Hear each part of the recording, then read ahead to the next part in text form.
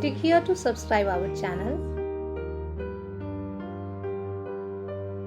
Do not forget to press the bell icon to get regular updates of free videos. So this is a first and foremost, it is an orientation class. So in this orientation class, first of all I will be discussing that means in the initial part of this lecture, let us say around 40-45 minutes, I will be mainly discussing the content part first, the sources, books कहाँ से refer करने, then what will be the approach or strategy of the class, what will be your strategy and the overall strategy, what will be the role of test series, what will be the role of daily answer writing practice, how we will be providing you the model answer. So all those things I will be discussing in the first half, and then I will be starting with the first lecture. So anyone having from non-economics background? Non-economics background? No one. So I will basically be assuming that students do not have any prior knowledge of the economics. ठीक है, वो class का main premise रहेगा. तो जहाँ जहाँ required होगा that you have to know the basic points. I will be starting from the basic point, but it is not that I will be explaining the entire basic and then I will be starting with the course. जो content के लिए relevant basic होगा that point will be always explain in the class.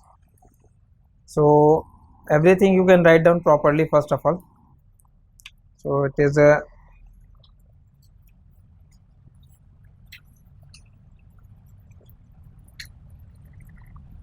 economics optional. First will be the content.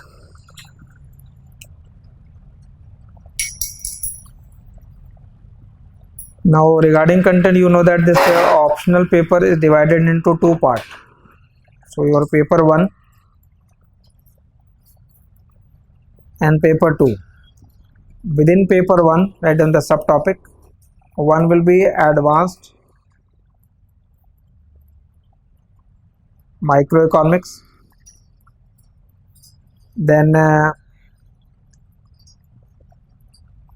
advanced macro, advanced micro, then advanced macro. After that will be money, banking and finance, third subtopic.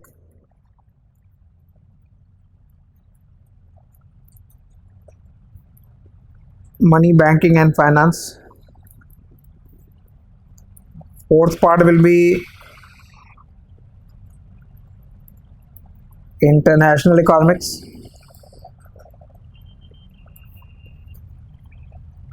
So first is micros, next part will be macro, then money, banking and finance, international economics, and fifth subtopic will be growth and development.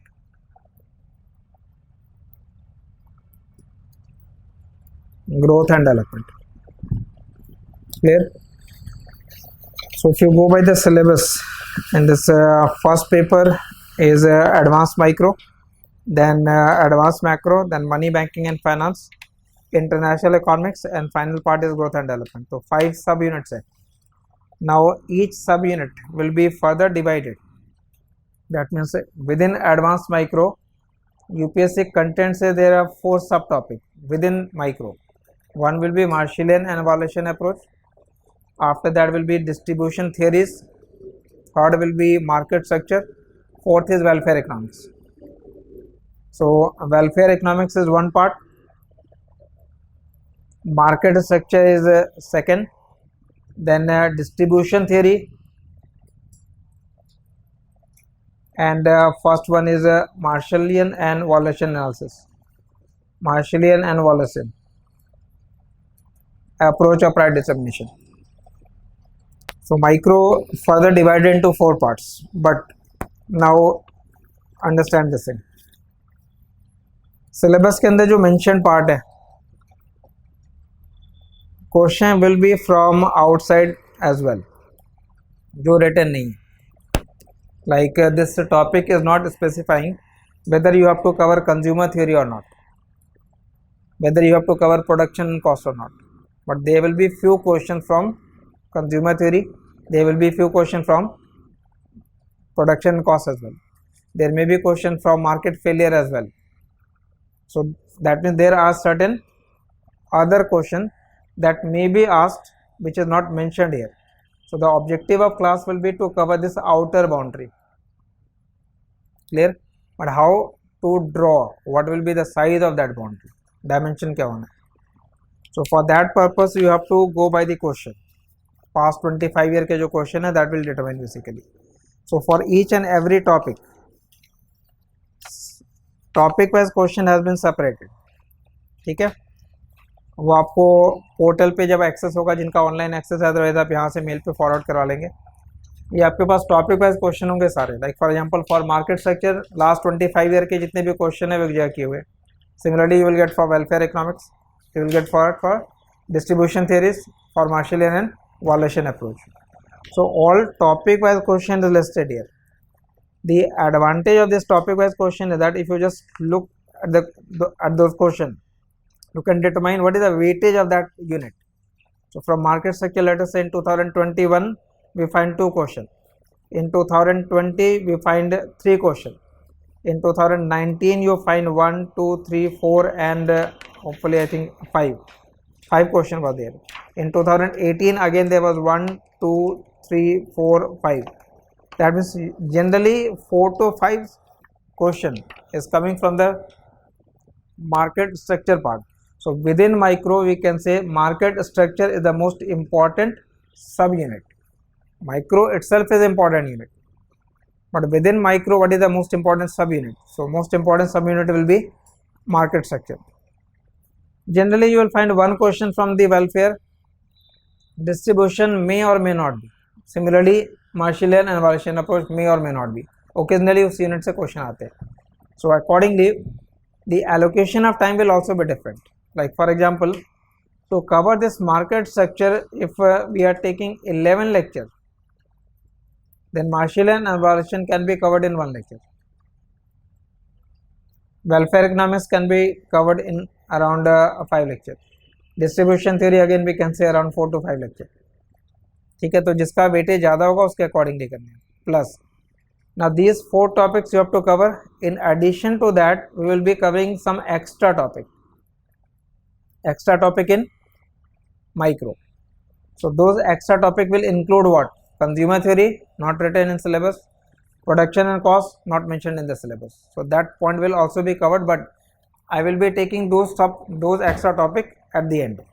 वो last में लेंगे because वो priority नहीं है हमारी. Priority actual में जो question frequently पूछे जा रहे हैं जिसका वेटेज ज़्यादा हो रहा है. ठीक है. Now for each and every topic the source will also be different. Book different होंगे यहाँ. Like for example market structure you have to read from chapter number 5 to chapter number 11 and the book that will be referred will be Kutsanis. But you can say why this particular book. Kutsanis की ये book है, इसकी scan copy आपको मिल जाएगी chapter number 5 to 11. Reason इसके पीछे है कि जो भी क्वेश्चन आप क्लास 25 करके देखते हैं you will find this book close to that.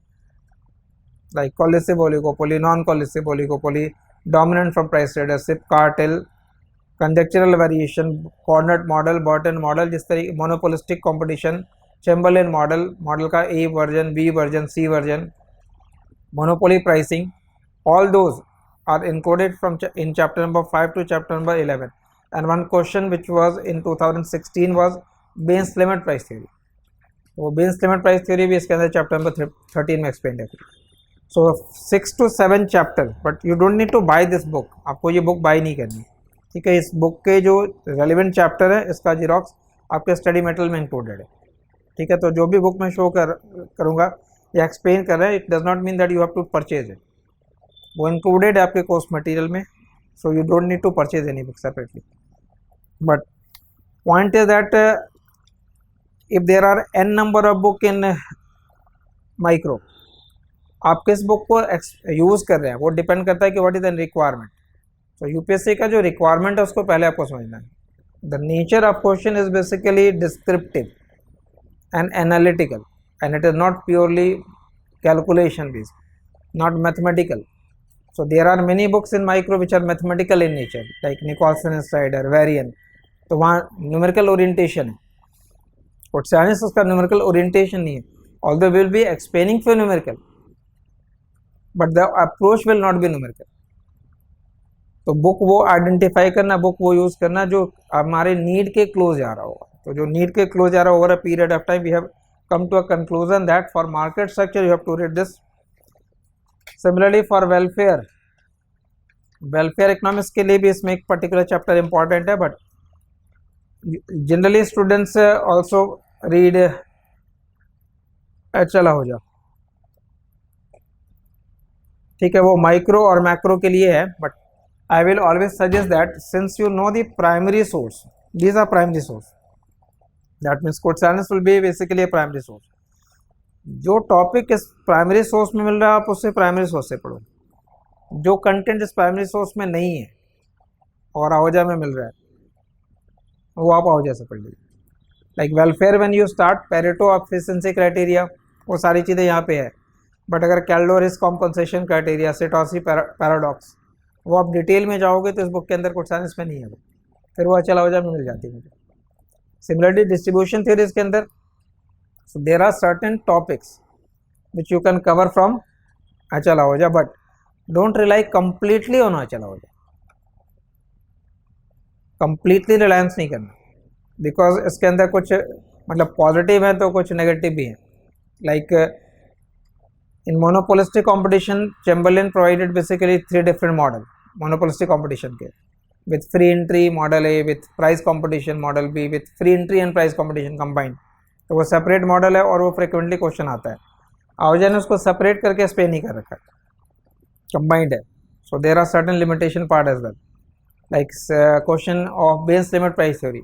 So it is mention there but elaborated नहीं है, and you need elaboration in order to answer. So list of topic वो आपको टेस्ट सीरीज के वाले शेड्यूल के अंदर होगा. वो आई थिंक जो भी टेस्ट सीरीज का शेड्यूल है उसके लास्ट में मेंशन्ड है वो सारी चीज़ें. लाइक वो दे लेंगे बात कल, या अभी देख लो, अब ले लेना इसके बाद, no problem. Like in the micro market structure you have to read chapter number 5, 6, 7, 8, 9, 10 and 13 and book it questions. Clear? ठीक है, ये मार्केट स्ट्रक्चर वाले टॉपिक के लिए हो गया. सिमिलरली मैक्रो में जैसे क्लासिकल मॉडल है ISLM है, तो क्लासिकल मॉडल के लिए चैप्टर 3 and 4 फ्रॉयन, पे chapter number 3, 4, 5 and 7 Dornbusch and Fischer. ठीक है, तो अगेन ये बुक आपको बाई नहीं करनी है, ये चैप्टर आपको जेरोक्स के फॉर्म में मिल रहे हैं. इम्पॉर्टेंट ये कि once you start reading later से क्लासिकल मॉडल, तो from which book you will be referring primarily, so you have to rely on chapter 3 and 4 अगर बुक रेफर करनी है तो. अदरवाइज सेम बुक को रेफर करके क्लास का कंसेप्ट आएगा, क्लास के अंदर नोट्स काफ़ी डिटेल हो जाएगा, तो आपको बुक रेफर करने की भी ज़रूरत नहीं पड़ेगी finally. But initially if you want to read तो क्लासिकल मॉडल अगर पढ़ेंगे तो सब first of all you have to read chapter number 3 and then chapter number 4. And for ISLM or for Keynesian model chapter 3, 4, 5 and 7. Similarly quantity theory of money के अंदर तो ये जितने भी टेस्ट नंबर हैं, below every test sources are given. Like second test, suppose this is welfare, so I have written HL ahoja chapter number 23 question is Brahmanand and get it on mail from the bliss point. जो ये content लिखा हुआ है वो notes वाले section में available होगा. जो ऑनलाइन स्टूडेंट्स कर रहे हैं उनके लिए वो नोट्स वाले सेक्शन में होगा, दे कैन डाउनलोड इट, और जो ऑफलाइन कर रहे हैं वो मेल पे ऑफिस से फॉरवर्ड कर लेंगे. ठीक है, तो ये कंटेंट इसमें सारा डिटेल गिवन है कि किस टॉपिक को किस बुक से आपको रेफर करना है.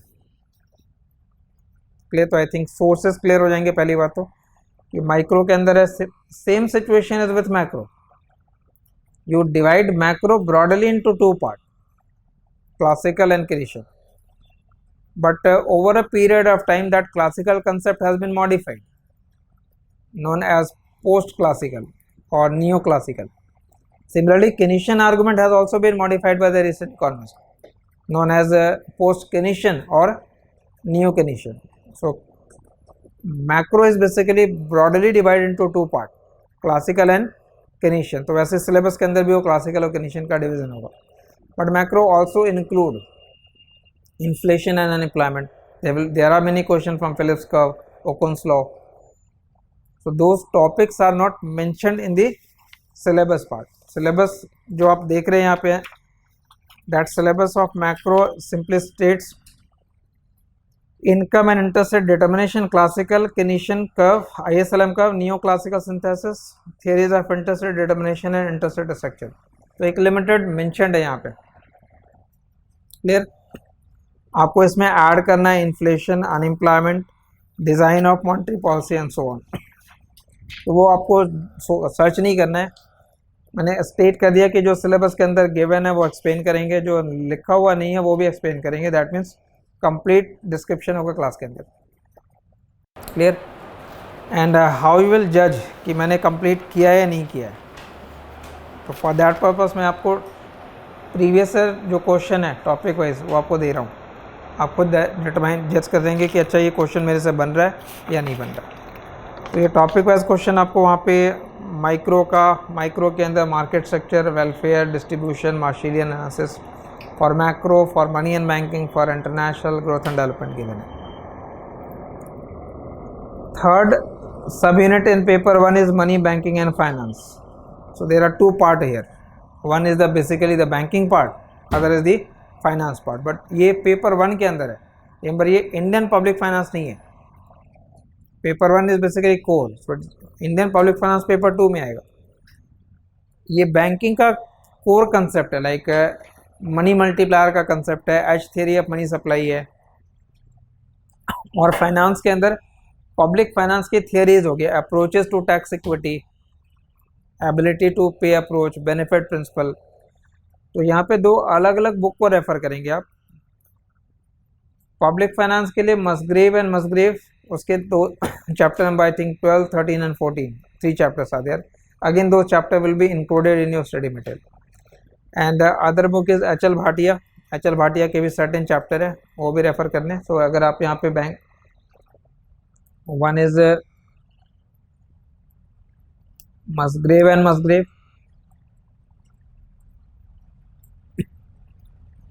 दूसरा कंटेंट आप इसमें ऐड कर सकते हैं एच एल भाटिया, और monetary economics by S B Gupta. उसकी स्कैंड कॉपी आपको अपलोडेड मिलेगी साइट पे, या आपके मेल पे मिल जाएगी. Monetary economics by S B Gupta. ये 3 सोर्स बेसिकली है, उससे ये कंटेंट जस्टिफाई हो जाता है, money banking and finance. But remember आप कंप्लीट बुक नहीं पढ़ रहे, कोई भी बुक जो भी मेंशन करें आप don't need to cover from cover to cover. Certain selected chapter पढ़ने, वो चैप्टर मैं स्पेसिफाई कर दूंगा कौन से चैप्टर पढ़ने, बस वहाँ तक लिमिटेड रखिएगा उसे. International economics, this international economics is divided into, broadly you can divide it into 2 parts. International you can divide into 2 parts. One part is all theories, so theories of trade, and the second part is balance of payment and foreign exchange market. So you can divide this international economics into 2 parts. One part the theories of international trade, starting from absolute cost advantage, comparative cost advantage, then the specific factor model, standard trade model, new trade theories, old trade theories, and the second part will be balance of payment. दोनों के लिए source slightly different करने. For theories it will be, you will prefer Paul Krugman, and for balance of payment part Salvatore. Krugman and then Salvatore. That means you have to supplement both.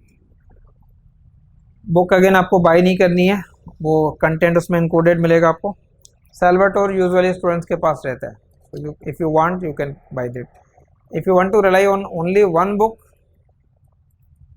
then go for Salvatore, अगर single book को पढ़नी है. And this growth and development. Growth and development के अंदर बहुत सारे सब topic given है. तो ग्रोथ एंड डेवलपमेंट के सब टॉपिक्स में एक बार आप कंटेंट जो साइट पे सिलेबस है वो भी देखते रहो, बेटर रहेगा. माइक्रो वाला सेक्शन क्लियर है, 4 पार्ट्स गिवन है. Macro, money, banking and finance, 2 part में डिवाइडेड है. 1 इज फॉर बैंकिंग और money, second is basically for public finance. and international trade economics. Syllabus mention only old and new theories of trade without naming what are the old theories and what are the new theories.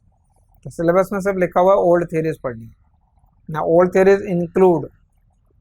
theories basically include Ricardian model, specific factor model, then Hexerolian model, standard trade model. So there are 5 or 6 separate model included in the old and then the new trade theories. अब कुछ question जो recent में आ रखे हैं उसमें nature of question different हो जाता है. लाइक क्वेश्चन कह रहा है what are the differences between old and new theories without specifying it. एक क्वेश्चन का हो गया एक्सप्लेन एचओ मॉडल, वो क्वेश्चन आपको इजी लग जाएगा, या explain Ricardian model of trade. अब क्वेश्चन आ गया कि ओल्ड और न्यू थ्योरीज में डिफरेंसेस क्या क्या है, व्हाट मतलब why you call them as old and what is new in the new trade theories. तो एक सेक्शन आपका ए और बी एक पार्ट हो जाएगा and then balance of payment onwards, ये नेक्स्ट सेक्शन में है बैलेंस ऑफ पेमेंट ऑनवर्ड्स. तो उसके कंटेंट में काफ़ी डिटेल गिवन है. इंटरनेशनल में काफ़ी डिटेल सिलेबस मेंशन है, उसमें कोई इशू नहीं है. ग्रोथ एंड डेवलपमेंट में भी यही इशू है. Initial it says theories of growth and mention only Harrod's model. Theories of growth और हैरोड्स मॉडल लिख दिया. Now theories of growth and Harrod's model, but there are many other models and human capital and economic growth, research and development and economic growth. But you have to read in fact around 10 or 12 different models, growth models है. तो 10 और 12 growth models हैं, but अगर आपने एक बार उसको कर लिया है तो better part is that once you have covered it and prepared it, score काफ़ी ज़्यादा आ जाएगा. ऑब्जेक्टिविटी है, किसी मॉडल को आपने मॉडल के तरह से एक्सप्लेन कर दिया कि what is the main idea of that model, what are the assumption and what are the policy implication. तो एक बार का एफर्ट है आपका, बट एक बार वो एफर्ट करना वो आपको पे करेगा. पे इन the sense you can score more in paper one. Paper one is more rewarding. जितना ज़्यादा आप इनपुट डालोगे उतना ज़्यादा आउटपुट आ जाएगा. You can score 160 also, 170 also, provided language हम वही लिखें जो बुक में लिखा हुआ है. बुक का जो लैंग्वेज है, मतलब अगर मैंने कहा कि इस टॉपिक को you have to cover from Koutsoyiannis, तो आप लैंग्वेज भी कुर्सानिस का ही लिखोगे, मतलब उस बुक के अंदर जो लिखा हुआ वही लिखना है. But how you will write, मैं रेफर करके आपको क्लास के अंदर डिक्टेशन दे रहा हूँ. वो जो क्लास का डिक्टेशन है वो बुक का लैंग्वेज है. आपसे एक्सपेक्टेशन ये है सिर्फ कि आप उसे थोड़ा लर्न करो और 1 or 2 times at least write it. So every day at the end of class I will say based upon this class you can answer these 2 questions. ठीक है, घर जाकर के वो सेपरेट एक स्पायरल मेंटेन करें और वो 2 आंसर आप लिखें. That will be in addition to your test and you will be getting the model answer of those questions as well. Exactly क्या लिखना है, तो ये सब कुछ इसमें इंक्लूडेड है. लाइक टॉपिक वाइज क्वेश्चन, ये फॉर्म स्कोप ये अवेलेबल है. इसमें जो भी क्वेश्चन मैंने कहा कि आप ये क्वेश्चन लिख करके लाओ, इसमें एग्जैक्टली क्या लिखना है वो सैम्पल के फॉर्म में एक्सप्लेन कर दे रहा हूँ मैं. इस फॉर्मेट का आपको 110 पार्ट मॉडल आंसर मिल जाएगा किसी पर्टिकुलर क्वेश्चन कि explain HO model of international trade, highlight some of the shortcoming of the theories. So what you have to write in the first paragraph, what you have to write in the second paragraph, third paragraph and so on. And these type of answer you will be getting approximately 500 questions around.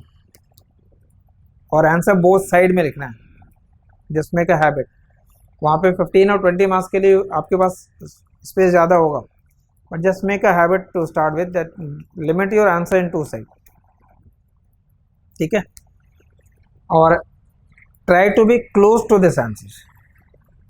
अब ये मैंने अगर बोल दिया कि ठीक है ये लिखना है, आप इसको याद रखना. ये लाइन जो यहाँ लिखी हुई है ये मेरे अपने ओन वर्ड्स नहीं है. आप अगर पॉल क्रूगमैन उठाएंगे तो सेम वर्ड मिल जाएगा आपको, बट वो चैप्टर है, वो हेक्सर-रोलिन मॉडल का कंप्लीट चैप्टर हो जाएगा. आप उस चैप्टर से एक स्पेसिफिक क्वेश्चन आता है तो you have to write in limited space. तो आपको वहाँ तो 200 वर्ड्स लिखने हैं, 150-200 वर्ड्स का आंसर डालना. तो एग्जैक्टली वो 150-200 वर्ड्स कौन से होंगे जिसको आप चूज़ करोगे उस बुक से. तो ऐसे यहाँ पे कुछ सैम्पल मैंने लगा रखा है, like what is custom union, explain the effect of custom union formation under partial ekram condition. So remember, you can explain or define custom union in different language also. वो गलत नहीं है, यहाँ सही और गलत की बात नहीं कर रहा कि आपने जो लिखा है अपने लैंग्वेज में लिखा वो गलत लिखा है, गलत नहीं लिखा है, बट पॉइंट है कि UPSC has a certain liking towards book, liking towards certain short languages. तो वो आपको पहले वो समझ में आना चाहिए कि उसकी लाइकिंग क्या है, उसके अकॉर्डिंगली कंप्लाई करना है. आप एक सर्टेन नीड को फुलफिल कर रहे हो सिंपली, तो आपको आइडेंटिफाई करना है कि वो नीड क्या है, उसके अकॉर्डिंगली आंसर लिख देना है. बट अगर एग्जैक्टली ये रिप्रोड्यूस कर देंगे, this is called exactness. If you are writing it exact and very effective, तो स्कोर काफ़ी ज़्यादा आ सकता है. ठीक है, तो ये but this will come once you practice it a lot. 2-3 बार अगर आप एक क्वेश्चन को लिख लोगे, तो वो क्वेश्चन अगर पेपर के अंदर प्रीवियस ईयर क्वेश्चन का मोर देन 50% आपको प्रीवियस ईयर क्वेश्चन वाले मिलेंगे. मतलब लास्ट ईयर जो पहले कभी आ रखा वही क्वेश्चन दिखेंगे वहाँ पे. 50% से ज़्यादा रिपीटेड होता है. मतलब ये क्वेश्चन आपको आज के डेट में मालूम है कि नेक्स्ट मंथ में इसमें से 50% आने वाले. पॉइंट है कि क्या आप उसके लिए प्रिपेयर्ड हो, जब वो क्वेश्चन आएगा तो लिख दोगे. वहाँ पे प्रैक्टिस एक बार. ठीक है, तो वो प्रैक्टिस आपको एवरी डे करना है और टेस्ट के अंदर भी करना है. टेस्ट शेड्यूल इसके एंड में गिवन होगा,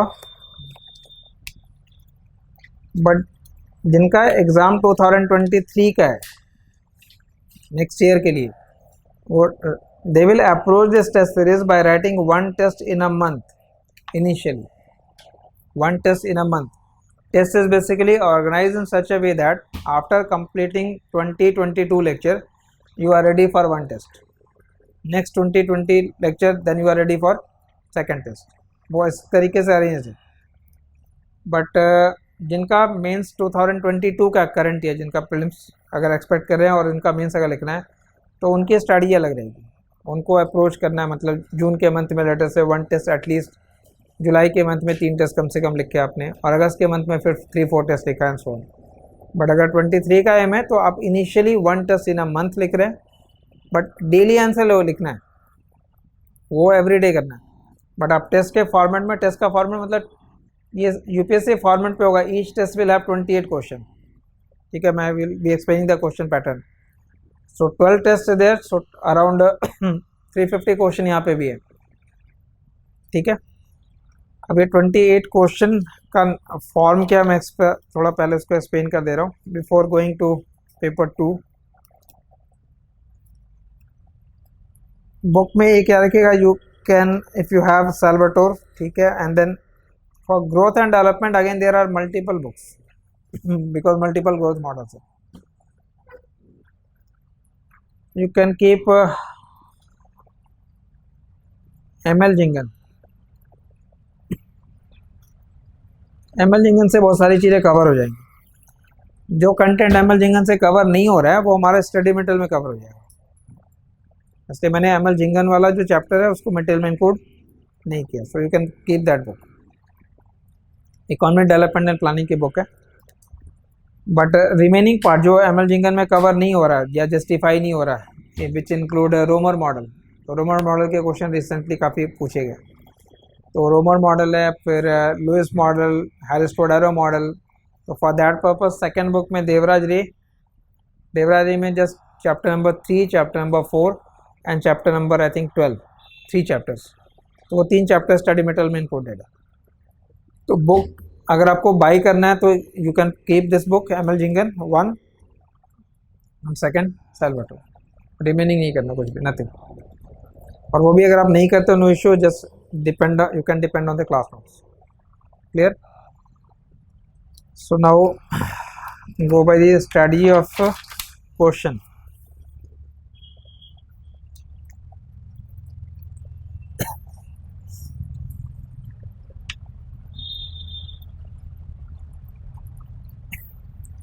Question paper pattern just. ठीक है, many of you will be familiar, but again I will specify because it is an orientation lecture. So each paper will be divided into 2 sections. Section A, question number 1 will have 5 parts.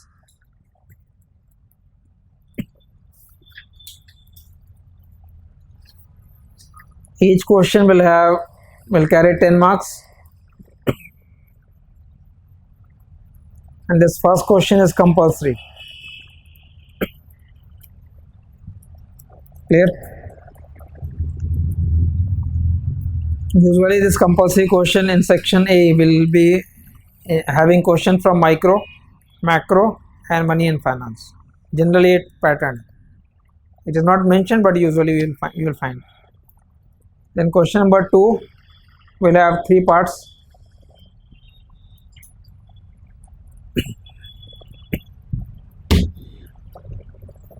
And generally it is 15 plus 15 plus 20.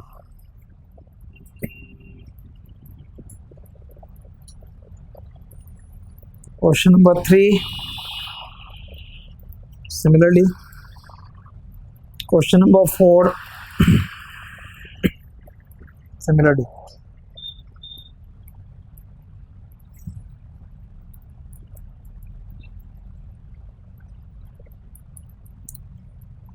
Then section B, starting from question number 5. Again it will have 5 parts.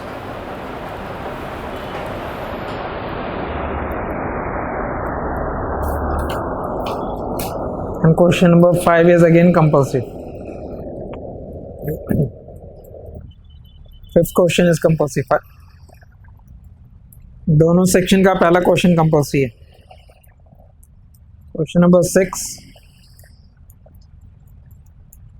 Question 7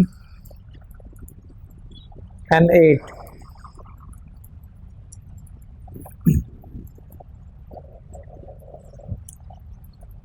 So every question basically carry 50 marks.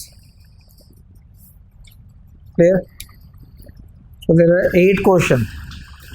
तो overall जो question paper form होगा वो कितने number का हो गया? 400 का हो गया. You have to attempt 250. So you have to attempt 5 question, selecting at least 1 question from each section. 2 तो कंपल्सरी हो गए और दोनों सेक्शन से कम 1 क्वेश्चन और करने. तो suppose you write this question, then question number 2, question number 7. Now you are free to choose 1 question from any section. Clear? Generally micro, macro and public finance question is section A and international and growth and development is section B. But कभी कभी interchange भी हुए हैं. मतलब कुछ question जो growth and development के थे वो सेक्शन ए के अंदर भी आए हुए हैं. So it is not very rigidly followed rule. Clear? तो ये 400 मार्क्स का ही बेसिकली ये क्वेश्चन है. उसमें कितना वेटेज माइक्रो का होगा out of that 400?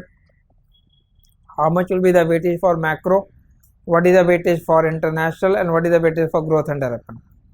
Generally micro approximately 80 to 100, मतलब 90 to 100 मार्क्स का क्वेश्चन माइक्रो का रहता है. मैक्रो भी अराउंड 70-80 मार्क्स के क्वेश्चन मैक्रो के अंदर भी आते हैं. इंटरनेशनल अगेन अप्रॉक्सीमेटली 100 मार्क्स का क्वेश्चन होता है. ग्रोथ एंड डेवलपमेंट अराउंड 80, और जो रिमेनिंग पार्ट है around 2 or 3 question will find from public finance and money. That means जो 5 सेक्शन मैंने बोले हैं उसमें सबसे कम weightage money, banking and finance का होगा. 5 सब टॉपिक बोले गया पेपर 1 के अंदर, तो सबसे कम weightage money, banking and finance वाले सेक्शन का होता है. इंटरनेशनल इकोनॉमिक्स, माइक्रो, इन दोनों का वेटेज काफ़ी ज़्यादा होगा. मैक्रो स्लाइटली कभी कम रहता है, 2 क्वेश्चन कम हो गए. तो नंबर ऑफ क्वेश्चन अगर आप काउंट करो तो कितने क्वेश्चन हुए यहाँ? सब पार्ट 8 तो टोटल क्वेश्चन हो गए, सब पार्ट इंक्लूड करते हुए 28 है. और 28 में you are attempting 19 question. Total 28 question है. उस 28 में आपको अटेम्प्ट 19 क्वेश्चन करने हैं. अब 19 question you have to attempt in 180 minute. That means less than 10 minute for each question. अब less than 10 minute for each question है. You can justify your answer only if you have practice it a lot. अगर paper में सोच रहे हो तो time जा रहा है. इफेक्टिवनेस कम हो जाएगा और टाइम आपका, तो ये आंसर अगर मुझे याद हो तो ज़्यादा बेटर है। मतलब कुछ क्वेश्चन अप्लाई करने हैं बट कुछ क्वेश्चन अगर याद हो तो वहाँ टाइम सेव कर सकते हैं। Now how much you will write basically in each and every question. जो 10 मार्क्स का क्वेश्चन है इसमें इंस्ट्रक्शन होता है 150 वर्ड्स। 150 वर्ड्स मीन्स यूपीएससी का जो आंसर शीट होगा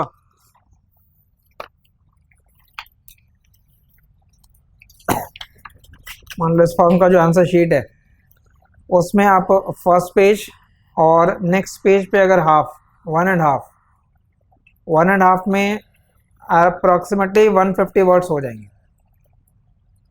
so for compulsory question I will से right answer in 1.5 page, both side होते हैं वहाँ पे अवेलेबल, तो 1.5, ठीक है।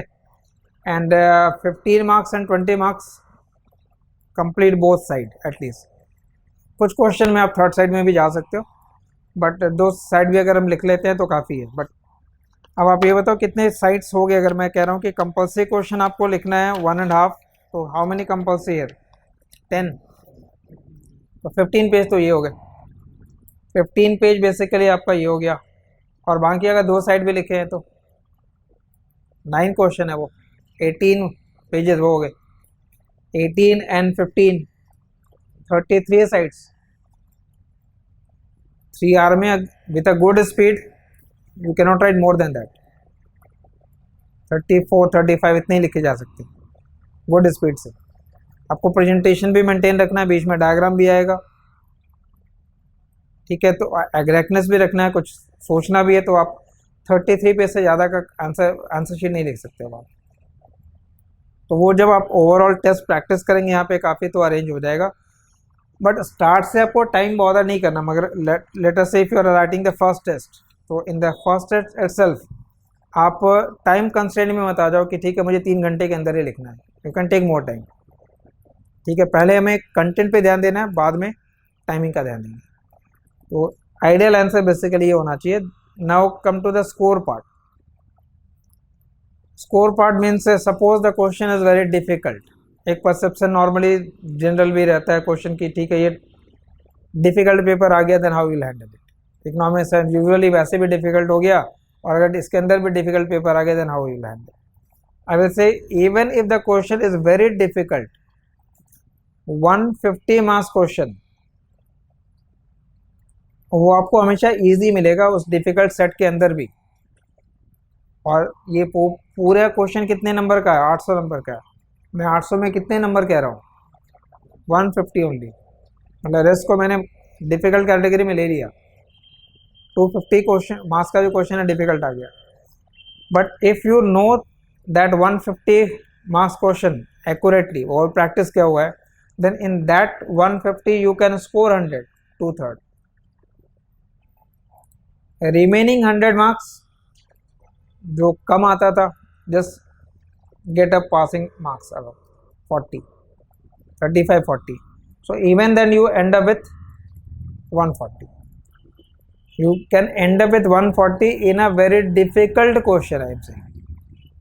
But everything depends upon whether you will get that 100 in that out 150 or not. But that needs practice, वो याद होना चाहिए। बट डिफिकल्ट सेट के अंदर ये 150, अगर ये क्वेश्चन भी 100 मार्क्स भी थोड़ा रिलेटिवली इजी हो, then you can get more than 140। That means in the range of 150. If you score 300, 275 plus, it is very good. 275 plus का जो स्कोर है किसी भी ऑप्शनल में आज की डेट में, we can say it is very good and exceptional score. 275 plus जो टॉप मतलब 10 में है उनके भी 280, 290 के पास ऑप्शनल के अंदर नंबर आ रहे हैं। 2018 ऑनवर्ड्स ऑप्शनल में नंबर थोड़े अक्रॉस ऑल ऑप्शनल के नंबर थोड़े कम हुए। Before 2018 there was a perception कि जीएस में नंबर कम आता है, ऑप्शनल से ही खींचना है, ऑप्शनल में नंबर आ जाएगा तो हो जाएगा। तो वो जो ट्रेंड चल रहा था यूपीएससी ने उसको ब्रेक किया डेलिबरेटली। अब जीएस के अंदर थोड़े नंबर आ रहे, 100 प्लस स्कोर करना रिलेटिवली इजी हो रहा है, बट ऑप्शनल में 300 रेयर हो गया कि किसी स्टूडेंट को 300 प्लस आ गया, वो रेयर हो गया, ठीक है। तो वो ट्रेंड चेंज होता रहता है। तो ये 275 के स्कोर करने की जो स्ट्रैटेजी है, for that purpose structure clear होना चाहिए, प्रेजेंटेशन सही है, और डिफिकल्ट क्वेश्चन में how you can score more, वो स्ट्रैटेजी क्लियर होनी चाहिए। Clear? Same strategy you have to follow for paper 2 as well. Now कुछ आइडिया मैं पहले आपको स्कोर का दे रहा हूँ, because we are talking about that 275 plus score. तो जो रिजल्ट है मैं जस्ट ब्रीफली डिस्कस कर दे रहा हूँ आपको। करंट जो रिजल्ट है 21 का, ठीक है। अब like rank 88, score is 277। I said 275 plus is very good. That means 277 marks is good enough to get a rank within 100. Clear? 112 rank, ये रैंक के कॉलम, ये एग्रीगेट है। 273, 260, 285। अब ये नंबर ज़्यादा है, ऑप्शनल में नंबर ये ज़्यादा है बट रैंक पीछे। तो ये नहीं कि ऑप्शनल में नंबर अगर आगे तो गारंटेड हो गया कि ऊपर रैंक ही हो जाएगा, और मतलब एक डिसेंट रेंज में आप प्रिपेयर कर सकते हो। No one can prepare for 325 और 350, वो आना होगा तो आ जाएगा, बट यू कैन नॉट से I am prepared for 350। You can have a preparation for 275 plus score, 275, but that 275 is very good. अब ये ऊपर यहाँ तक जो 10 टॉप 10 में ये 13 इनफैक्ट है जिनका डिटेल अभी अवेलेबल है, वो मैं बता रहा हूँ आपको। तो ये मार्क्स अगर आप 260, 275, 271, 281, but again rank is below 270, 269, 277 और 281 भी है, बट 281 का मीन्स क्लियर नहीं हुआ, ठीक है। मतलब फाइनल इंटरव्यू कॉल नहीं है, स्कोर अच्छा है बट फाइनल इंटरव्यू कॉल नहीं है। दैट मीन्स बैलेंस में मैं इंपॉर्टेंट है। बायस प्रिपरेशन नहीं कर सकते कि too much focus on GS और too much focus on optional. You have to maintain a balance. तो you have to maintain basically a balance में 275 प्लस, लाइक 279 ईयर परीक्षा जैन। अब इसका सिलेक्शन ऑलरेडी हो रखा है लास्ट ईयर, और इकोनॉमी सर्विस में भी रैंक आई थिंक सेकंड या थर्ड है, बट करंट ईयर में इंटरव्यू तो दिया बट फाइनल सिलेक्शन। तो कोई भी आपका पास्ट रिजल्ट है वो फ्यूचर को डिटरमाइन नहीं कर रहा है कि आपने एक बार सिलेक्शन हो गया तो अगली बार भी हो ही जाएगा, ठीक है। Each attempt is different, her attempt को आपको नए तरीके से अप्रोच करना है, ठीक है। तो ये स्कोर जितना डिटेल होगा ये साइट के ऊपर भी अवेलेबल होगा। Point is only that some of these students who have qualified, ये नहीं कि सारे इकोनॉमिक्स बैकग्राउंड के हैं, 50% you will find from the non economics background. This is 284 Ajit, 284 Keshav Gupta, ये इकोनॉमिक्स प्योर इकोनॉमिक्स बैकग्राउंड के नहीं स्टूडेंट नहीं है, मतलब जिनका इकोनॉमिक्स बैकग्राउंड रहा है, but they have scored, that means you can also score. So having background basically helps to some extent, but it is not that कि background अगर नहीं है तो एक major handicap है जिसकी वजह से आप आगे स्कोर नहीं कर सकते। बट ये स्कोर अगर आप इसमें ईयर अगर चेंज कर दो, मैं 2018 का ये रिजल्ट शो कर दूँ यहाँ पे, तो उसमें 300 प्लस वाले 4 और 5 स्टूडेंट्स हैं, बट 19 में, 2020 में और 2021 में 300 का स्कोर नहीं आया।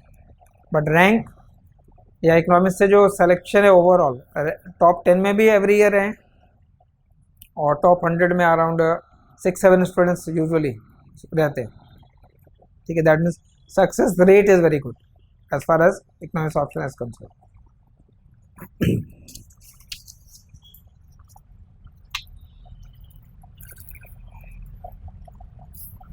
ले तो पैटर्न क्लियर है, सेम पैटर्न आपका पेपर 2 के अंदर है। So now we can briefly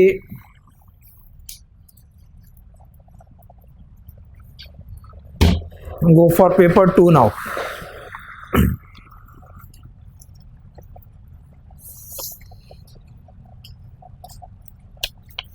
any question related to paper 1, कुछ जानना हो पेपर 1 के बारे में कि पेपर वन में एक पॉइंट हमेशा रखेंगे, पेपर 1 में score, I said you can score 160 170 also, but you may sometimes land below 100 also.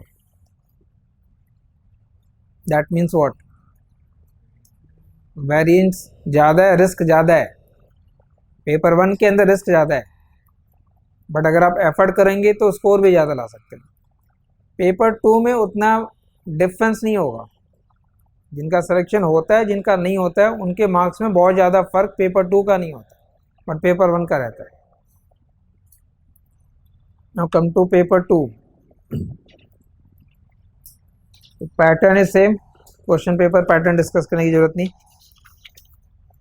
Now syllabus says in fact Indian economy in the pre independence era.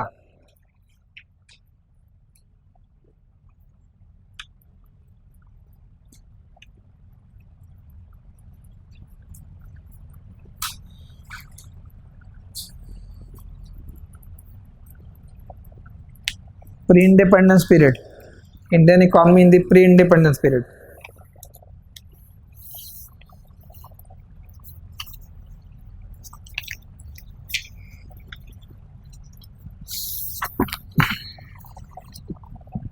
So mainly this is economic history. Economic history of India. Again, for this section, I will be suggesting SSM Desai, Economic History of India book by SSM Desai. ठीक है, आप तीर्थंकर रॉय भी पढ़ सकते हो, but वो थोड़ा ज़्यादा ट्रिकी और डिफ़िकल्ट बुक होगा. And this book will help to frame answer. यहाँ पॉइंट्स गिवन है, आंसर लिखना इजी होगा और सारे टॉपिक है और शॉर्ट डिस्क्रिप्शन है, मतलब ईच चैप्टर अराउंड 4-5 पेजेस के चैप्टर ही हैं, मतलब टू दी पॉइंट है. लेकिन वो तो आंसर लिखने के लिए काफ़ी हैंडी बुक होगा. Scanned copy of this book is available. ठीक है, वो अगेन आप मेल पे ले लीजिएगा. आप बाई करनी बुक तो आप बाई भी कर सकते हो. Apart from that you will be getting study material, but जो इंपॉर्टेंट चैप्टर हैं तीर्थंकर रॉय के या इरफान हबीब वाले बुक के, उसके इंपॉर्टेंट चैप्टर्स मटेरियल में इंक्लूडेड होंगे, बट ये बुक इंक्लूडेड नहीं होगी. बुक की स्कैन कॉपी पूरी की पूरी अवेलेबल है. And second is Indian economy after independence.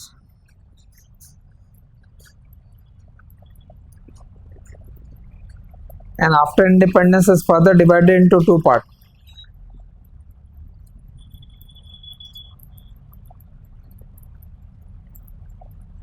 Pre-liberalization and post-liberalization.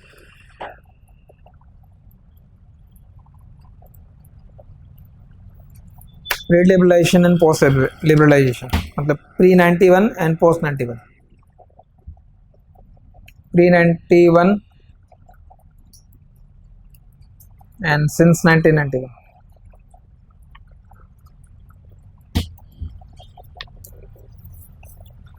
So again, if you are going by syllabus, it is Indian economy after independence, pre-liberalization era, then post-liberalization period, and certain topics. But I will suggest a different approach here in paper 2. Content wise clear है, ये नहीं syllabus के अंदर इसी form में arranged है. And book you can refer for this part. I said SSM Desai. For this part one easy book will be Mishra and Puri, Indian economy, and Uma Kapila. But easy book will be this Mishra and Puri. Again वहाँ पे काफ़ी bold points given है, heads given है. Framing and answer is easy from this book and it will be difficult from Uma Kapila. Language is also difficult.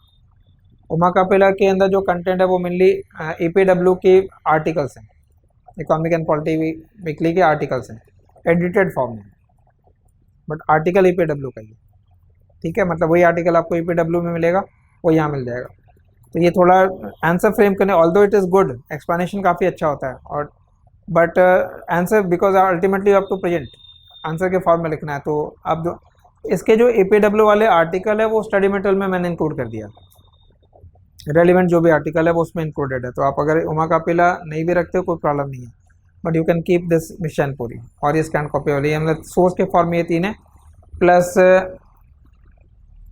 Economic survey. ठीक है, तो ये तो एन वाला फिर रहेगा, सर्वे और बजट वाला पार्ट वो नहीं हो, आपको प्रीलिम्स के लिए पढ़ना है।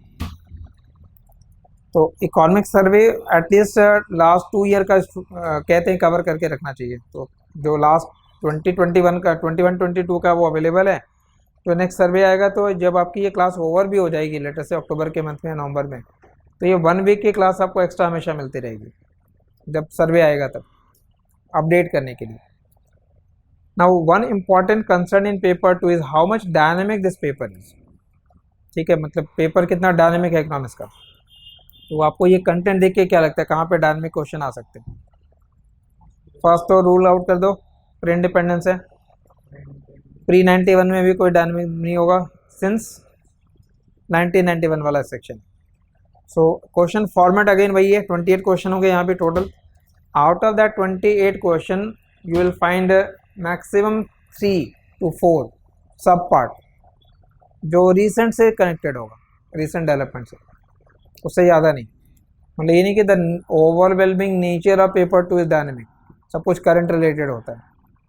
यानी करंट रिलेटेड सारे क्वेश्चन नहीं होते, मैं क्वेश्चन अभी शो करूँगा। एंड अदर थिंग, ये जो सिलेबस का ऑर्गेनाइजेशन है इससे बेटर प्रेजेंटेशन मैं आप करके दे रहा हूँ। कंटेंट यही होगा बट आप पेपर 2 को डिवाइड करेंगे 10 डिफरेंट पार्ट्स में। पेपर 2 अदरवाइज ऐसे कवर करना डिफिकल्ट होता है। सेक्टर वाइज अगर करेंगे तो ज़्यादा इजी होगा। Sector wise means I said agriculture, तो एग्रीकल्चर सेक्टर को हम प्री लेबलाइजेशन और पोस्ट लेबलाइजेशन एक साथ पढ़ेंगे। इंडस्ट्री एंड सर्विसेज तो प्री 91 और पोस्ट 91 एक साथ करना है, इसको डिवीजन करने की जरूरत नहीं है। आप पब्लिक फाइनेंस प्री 91 पोस्ट 91 एक साथ होगा। External sector developments pre 91 post 91 एक साथ करना। तो I have divided this paper 2 into 10 different parts. Out of the 10 different part 1 part तो प्री इंडिपेंडेंस ही हो जाएगा, रिमेनिंग का कंटेंट आप लिख सकते हो। You can right paper 2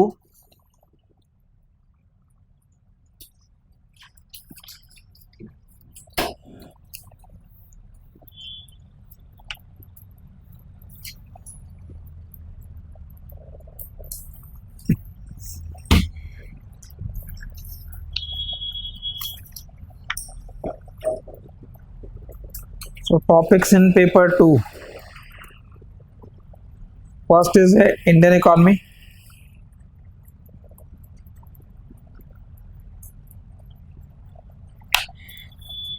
In pre-independence period.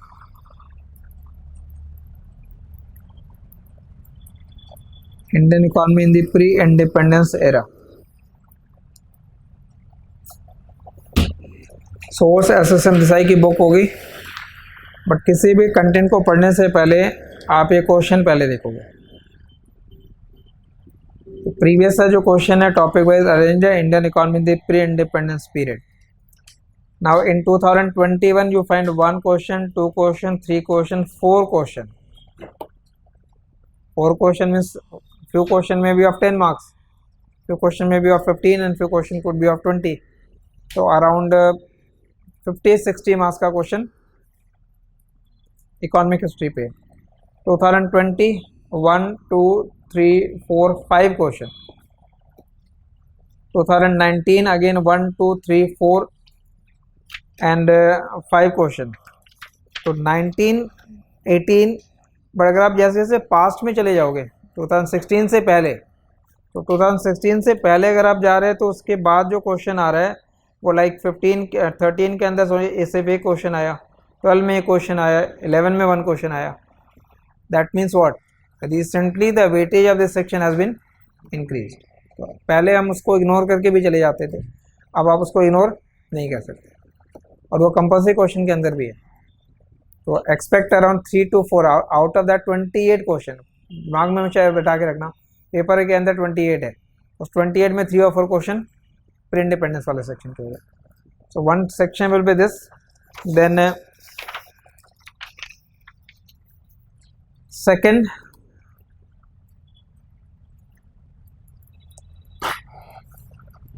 agriculture,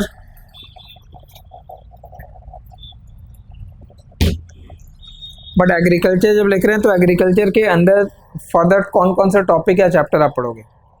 so with in agriculture again before reading any topic just see again the question. ये agriculture वाले question separated.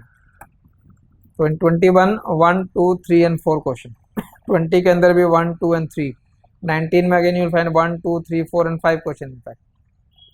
That means again around 3 to 4 question from उस 28 question को मैं break कर रहा हूँ कि कहाँ कहाँ से क्वेश्चन पूछे जा रहे हैं. And how many question are recent और डायनेमिक इन नेचर. अब analyse the impact of green revolution on agriculture output, employment and income distribution of India. तो इसमें डायनेमिक नेचर नहीं है, ये स्टैटिक नेचर है. ग्रीन रेवोल्यूशन का इम्पैक्ट है, रिसेंट को हम ऐड करेंगे बट ओवरऑल अब 1966 के ग्रीन रेवोल्यूशन के इम्पैक्ट को आप एक्सप्लेन कर रहे हैं. तो शॉर्ट टर्म या लॉन्ग टर्म भी लेते हैं तो काफ़ी पीरियड उसके बाद निकल गया. The purpose of separating this question is that after seeing those questions you can identify that in agriculture section what are the subtopic. वो आपको काम करना है, list down और टॉपिक करना है कि agriculture will within agriculture questions related to agriculture productivity, agriculture price policy, green revolution, land reform, food management, PDS. तो ये सब टॉपिक आपको जब दिख जाएंगे 7 और 8 topic, then for each and every topic you have to prepare notes from and source will be mission Puri and the material provided by us. So one section will be agriculture. तो 3-4 question from here, 3-4 question from agriculture. Third will B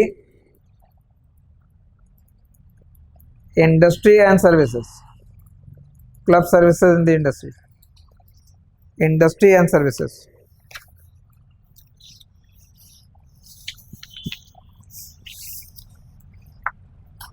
ठीक है.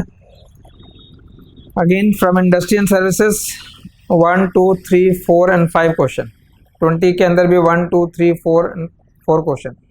तो again 4 to 5 question from industry and, that means sector wise अगर आप explain कर रहे हैं Indian economy को, agriculture sector, industry sector, service sector, तो सेक्टर वाइज डिस्क्रिप्शन से एग्रीकल्चर के भी 3-4 क्वेश्चन हो गए, इंडस्ट्री सर्विस के भी हो गए. तो अराउंड 7 to 8 क्वेश्चन हो गए कंबाइंड. और यहाँ क्वेश्चन रिपीटेडली भी होगा. ये पब्लिक सेक्टर का परफॉर्मेंस है, डिसइन्वेस्टमेंट पॉलिसी है. You can find it how many times that same question has been asked.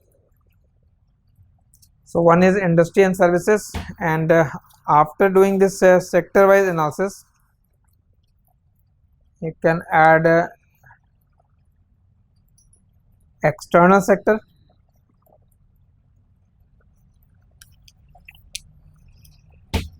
So that external sector will include questions related to balance of payment and exchange rate, balance of payment and exchange rate.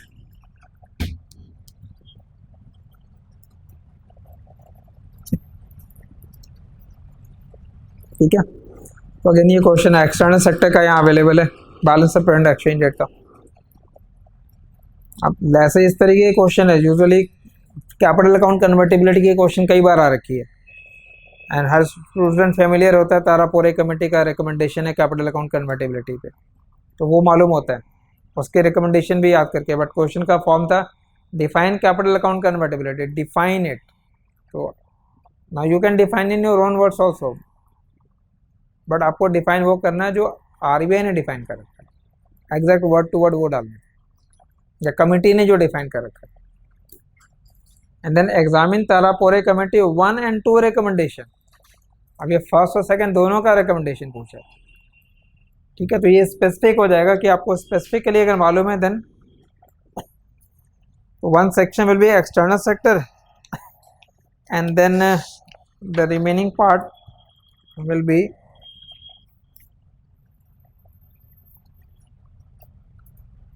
growth, its composition, and trend. Growth, its composition and trend. Composition of growth means what is the composition of growth? So if I say that the growth rate of Indian economy is 6.2%, तो इस 6.2% के growth में किस sector का कितना contribution है? Industrial growth क्या है, सर्विस सेक्टर ग्रोथ क्या है, एग्रीकल्चर ग्रोथ क्या है, and how that trend has change over a period of time. So that is an important section. Then sixth topic, ये सारे क्वेश्चन फिर अलग अलग अरेंज है. Another will be monetary system. Monetary system and banking. So questions related to NPAs, questions related to RBI monetary policy, वो सारे question आप इस सिक्स सेक्शन में करेंगे मॉनेटरी मैनेजमेंट के अंदर. Then questions related to GST, questions related to direct tax reform, indirect tax reform, then questions related to finance commission, ये सब इंक्लूड होगा with in the topic of public finance. ये include करेंगे आप public finance में.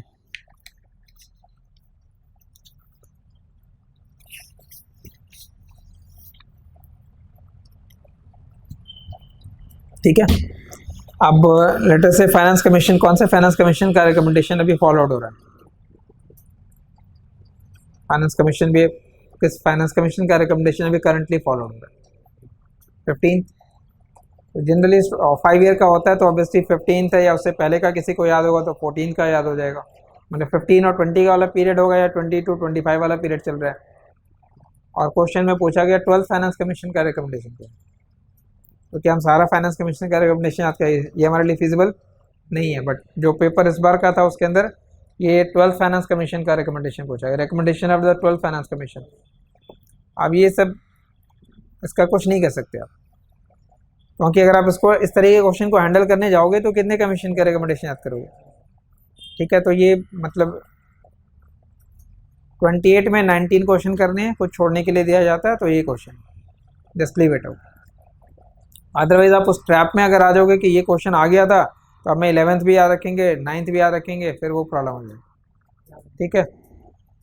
तो public finance एक important section निकल गया. Then 8th, all problems you can club in one category. Problems in the sense poverty, unemployment, inequality, inflation, उसके अंदर डेमोग्राफी का क्वेश्चन भी जोड़ दिया. तो एक सेक्शन आप इसमें बना लेंगे प्रॉब्लम्स के लिए.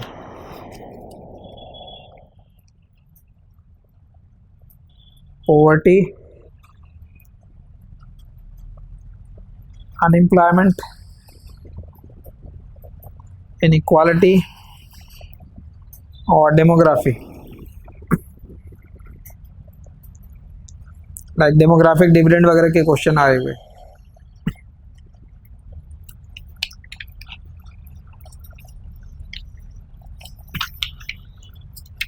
ठीक है. Then one section is of planning and development. Planning and development. और last topic will be the current topic. और जितने भी current related topic है उसको एक कैटेगरी में कर दिए, which will include all type of program and schemes. All type of program and schemes. जितने भी आप डायनेमिक कह रहे हैं, रिसेंट वाले पार्ट कह रहे हैं, उसको एक कैटेगरी में कर दीजिए. ठीक है. तो ये this will be the way to cover paper 2 and this is better as compare to what syllabus is saying. Syllabus के अंदर वो क्लियर नहीं होता कि आप कहाँ से स्टार्ट करें, तो ऐसे अप्रोच करना है. That if you devote this week for external sector, to read all section from the external sector, prepare a notes and write answer. Clear? This will help in prelims also, paper 2. This will help in GS paper 3 also, and this will help in interview section also. और जब आप ये करें तो याद रखिएगा इसमें source में आपको सर्वे भी रखना है. मेन सोर्स होगा, वो मेन डॉक्यूमेंट है. main document for providing any data. If you are stating something, how you will substantiate that economy has slowed down? To substantiate, you have to provide the data, and the source of that data must be credible, and the most credible source of data is the economic survey. ठीक है, तो सर्वे को minutely पढ़ना है, सिर्फ optional के angle से नहीं पढ़ना है, आप उसको प्रीलिम्स के एंगल से भी पढ़ रहे हो. फैक्चुअल इन्फॉर्मेशन वहाँ काफ़ी ज़्यादा है वो लेकिन ऑप्शनल में वो लैंग्वेज आना चाहिए आंसर लिखते समय जो सर्वे के अंदर यूज़ हो रहा है. जो रिक्वायरमेंट पेपर 1 का है that they prefer certain book इस language, same thing is required in paper 2 also, but थोड़ा रिलैक्सेशन यहाँ है. But if you are able to write in the same language, जो इकोनॉमिक सर्वे का प्रेजेंटेशन अगर वैसे प्रेजेंट कर पाओ आप answer, then it is always better. Clear? So I think I explain all related to the content part paper 1 and paper 2 के लिए.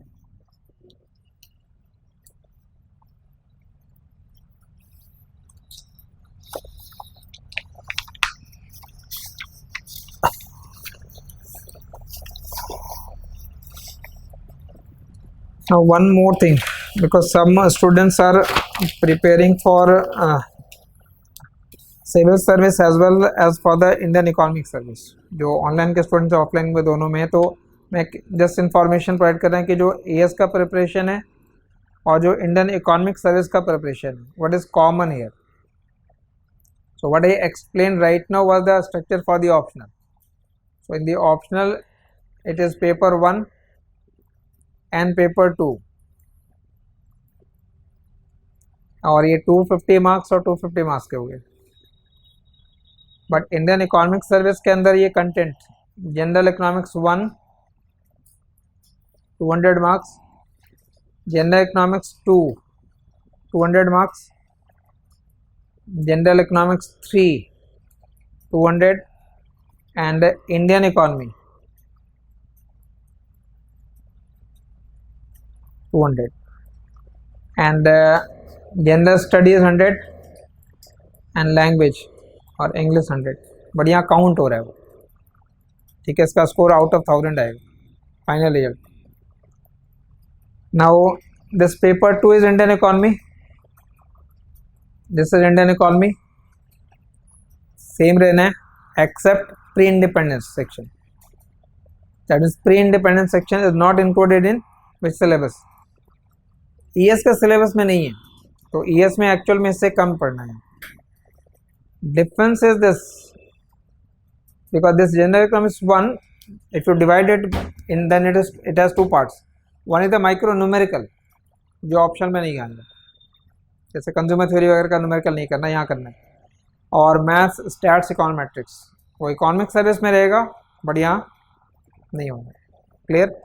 तो ये सेकंड जो फर्स्ट पेपर है ये डिस्टिंग्विशिंग फैक्टर है, but remaining second paper third paper ये आप इससे कवर कर रहे हो. So if you cover this optional paper in totality we can say around 75 to 80% of the economic service syllabus has been covered, but rest you have to add. Clear? This optional lecture will be around 130 to 140. ये total number of lecture जो हमें लगेंगे class को cover करने के लिए, जो syllabus अभी डिस्कस किया है, to cover that paper 1 and paper 2. Paper 1 itself will be taking around 90 to 95 lecture. Paper 1, ठीक है, पेपर 1 के अंदर content, remaining will be for paper 2. And if you add around 100 lecture in the optional for general economics 1 and for GS, and so that means around 230 to 240 lecture.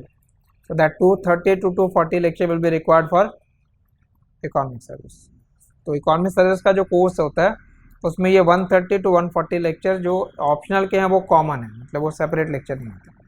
ठीक है. So if you are preparing for both then just keep it mind.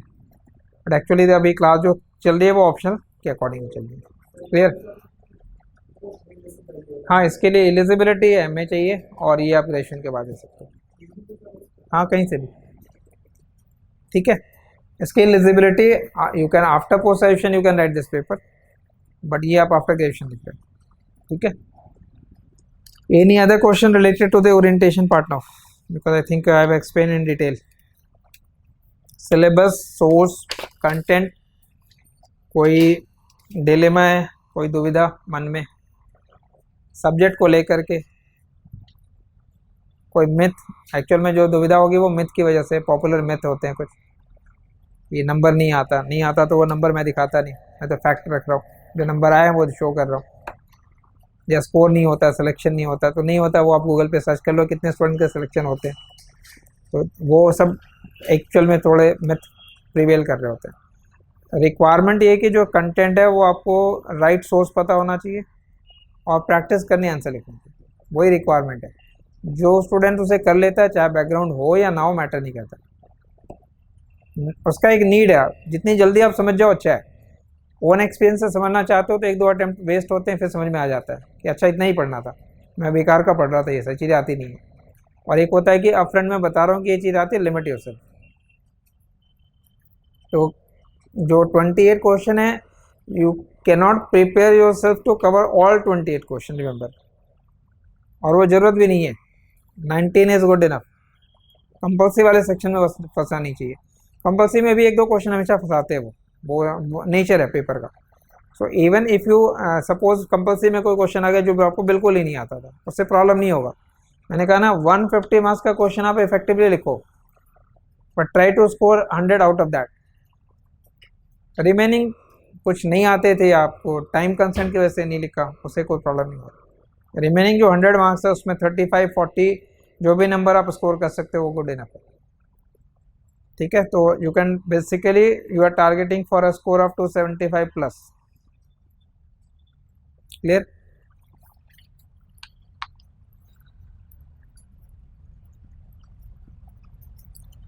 This was all about the orientation, and the study towards economy is optional.